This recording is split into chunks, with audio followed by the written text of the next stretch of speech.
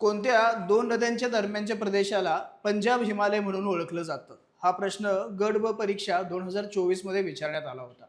मित्रांनो, आपला जो काही हिमालय पर्वत आहे त्या हिमालय पर्वताला नद्यांच्या वाहण्याच्या दिशेनुसार किंवा त्याच्या आधारावरती वेगवेगळ्या प्रदेशांमध्ये विभागलेला आहे. तर ते पाहूया आपण. या प्रश्नाचं उत्तर असेल मित्रांनो, सिंधू आणि सतलज या दोन नद्या दरम्यानच्या प्रदेशाला पंजाब हिमालय म्हणून ओळखलं जातं. पंजाब हिमालय, ठीक आहे.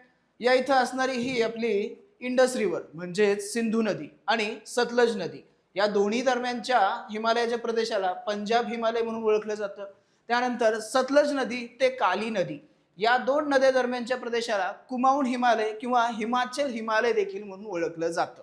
त्यानंतर काली नदी ते तिस्ता नदी हा नेपाळ हिमालय म्हणून ओळखला जातो, कारण इथं संपूर्ण नेपाळ या देशाचा भाग यामध्ये आलेला आहे.